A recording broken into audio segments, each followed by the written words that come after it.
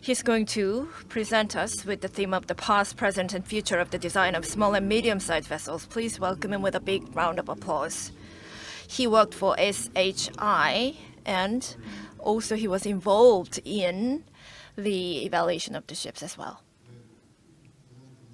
Thank you, Chair. Before I begin my presentation, I'd like to thank you for having me first. It's a great honor for me to speak before you and share my experience with you. This is the table of contents for my presentation. Part 1, I'm going to look at design change for medium and small-sized ships. And Part 2, I'm going to look at the future of the trends. And regarding the pleasure boats or leisure boats, well, I'm going to touch upon this element as well. And even though functionally, well, it serves as a vessel, but fishing vessels are different in nature, so I'm going to look at fishing vessels as well. Compared to large vessels, small and medium-sized vessels differ in terms of its objectives and purposes. Large ships are for logistics, whereas small and medium-sized vessels are for personal movement, leisure fishing, and coastal security. And they can be seen as an asset for all these activities. So that will be the perspective I will take. In Korea, this shows the types of large ships. And Korea ranks first in this field. So tankers, LNG ships, carriers, container carriers. Well, Korea is a leading country in terms of building these large ships. When it comes to medium and small-sized ships, they are not particularly for logistics, but they're more related to day-to-day lives.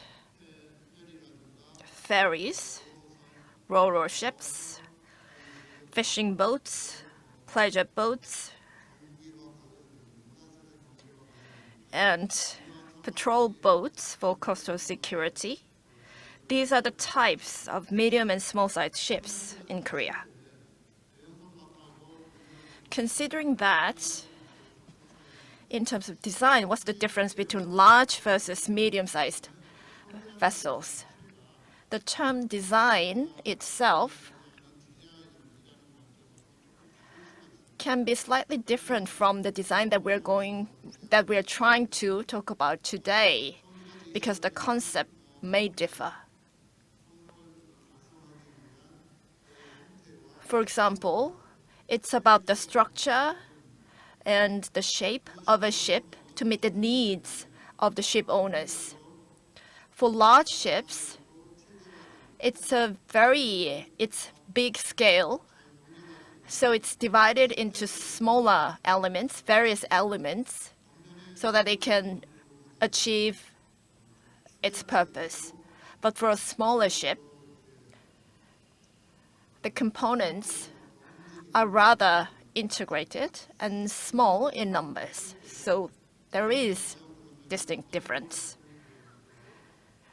Next, we're going to look at how design changed as time passes.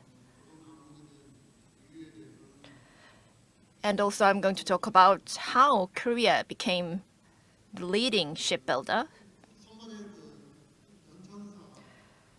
This is the history of ships. Basically, we're seeing more advanced and bigger ships throughout the history, and with bigger vessels designed for smaller ships.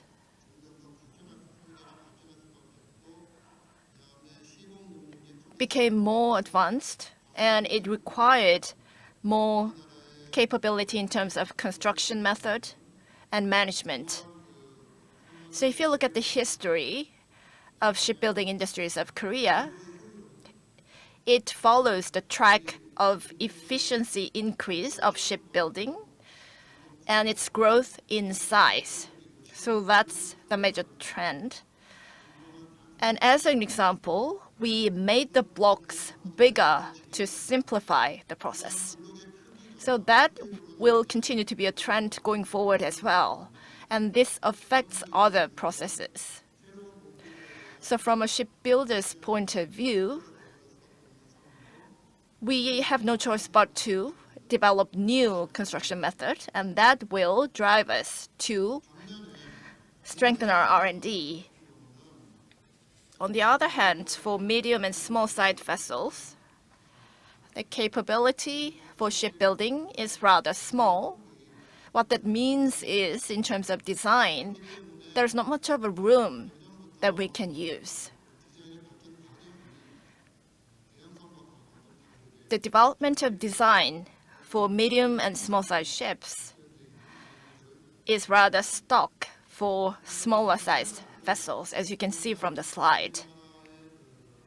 So with that in mind, I'm going to look at Korean boats and fishing vessels.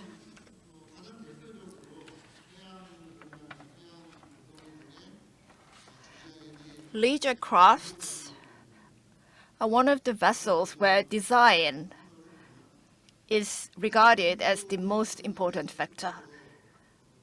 If you think about logistics, humans do not really intervene. But for pleasure boats, this is something that you buy in person, and this is directly related to yourself. This is about my own convenience and value has to be presented through design. So from that perspective, for these pleasure boats or yachts, well, it was certain for the industry that it needed to develop the design. It has to be strong in structure. It has to be able to meet the requirements and regulations. But at the same time, it has to be good enough to attract owners' attention. So pleasure crafts and yachts paid huge attention to design. Next, about the Korean leisure craft industry, we saw a very sluggish development in the Korean leisure craft industry. In order for us to enjoy leisure, that means we have to be economically mature with proper infrastructure. But it's true that we lacked such infrastructure and economic capability. So up until the mid-1990s, even though there was a need, we saw some limited growth in this industry. But in recent years, the economy grew drastically, and from the perspective of diversifying economic industries, leisure boats are attracting huge attention. And many research institutes, including my organization, started to think how, not just aesthetics, but at the same time, how these ships can be built in an affordable and strong manner. So that was the direction for us in our R&D. For instance, the construction method, materials that we use, painting, and design, how this is reflected in the drawings. Well, all these have become more systemic and more efficient. And in recent years, on the basis of these efforts, we see this trend for eco-friendly and going smart. We are seeing lots of transformation moving to this direction. Large and medium-sized vessels are following this trend, and they have huge R&D projects in order to follow this trend. But for small and medium-sized ones, we are just beginning to study these areas. And when it comes to specific technologies, including eco-friendly propulsion systems and design directions for future boats and yachts, well, these are the things that we're studying right now. And in order for the Korean industry to flexibly respond to the environmental change, we need to develop more technologies and advance our technologies. And also we have to think about what leisure culture can be actually enjoyed by people. We have to think about developing talents. And also we can expand the use of boats other than just leisure boats. So all these design-related policies are something that we have to think about going forward. So here you can see the images, and these are by designer Kim Hyun-suk. This was designed by Kim Hyun-suk, and I took them off the internet. And these images got huge attention from people. In order to realize such designs, well, the actual material has to be much less heavy, and we have to secure stability and interior. There are various aspects that we should be able to achieve.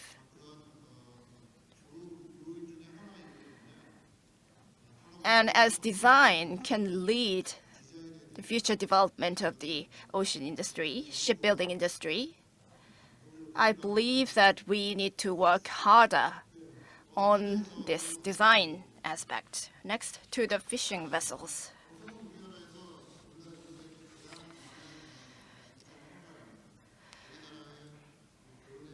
Fishing vessels in the coastal areas, you can see that we have a total of 41 industries, including 21 offshore and 8 coastal. But when we say fishing vessels, you might think that this is not really related, this is not really relevant when we talk about design, because these fishing vessels are used to catch fish. You might think that securing the biggest catch would be the top priority for fishing vessels. So if you look at the development process or history, it's heavily dependent on past experience. And thanks to the government projects of restructuring the fishing vessels, we saw some advancement in terms of the use of materials, going from wood to other materials. And currently, more than 96% of the fishing vessels are made of FRP. It's very strong and not heavy, but this can produce some issues related to the eco-friendly challenges. In order to tackle the environmental challenge related to FRP, the government is working on developing different types of vessels using various materials. And for the development of such future vessels,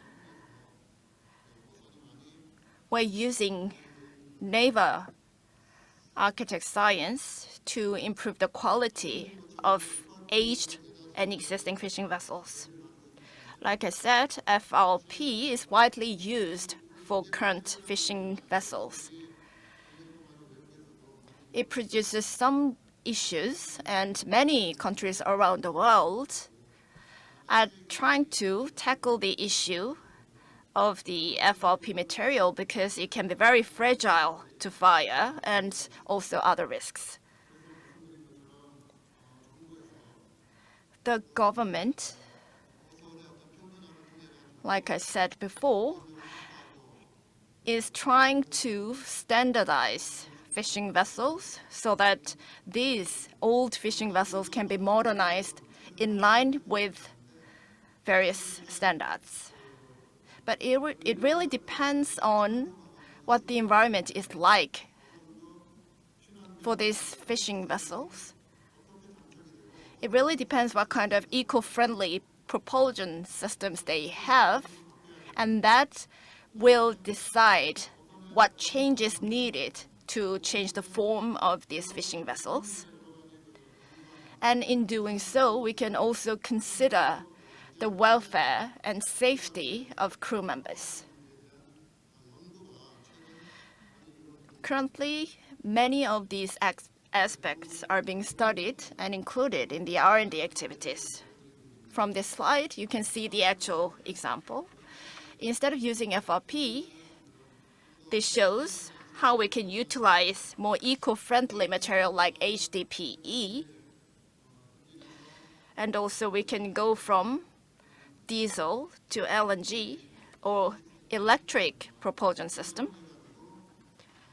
so that we can be more eco-friendly and achieve the optimal hull form.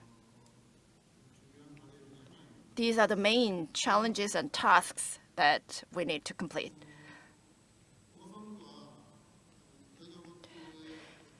In summary, I gave you a brief explanation about the difference between leisure boats and fishing vessels. But if you think about the nature or the purpose of these vessels, depending on what they want to achieve, you can decide on what design would be best suited for each purpose. For large ships, there are many experts involved in the process to collaborate. But for smaller fishing vessels or leisure boats,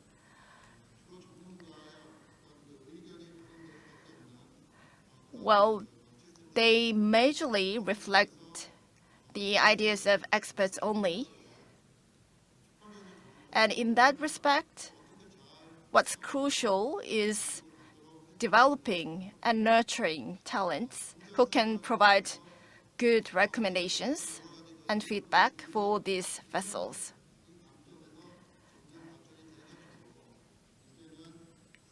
We looked at the history of development from the past to the present, and also we talked about the future vessels. In order for us to be competitive in the future, especially in terms of design, this is something that the industry has to deal with in a wise manner. In summary, vessels in the future will be decided by designers. If it looks nice and attractive, then that will attract more purchasers.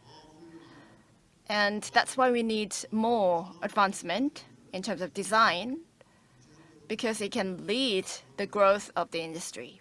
I hope that we can see future development in this field. Thank you.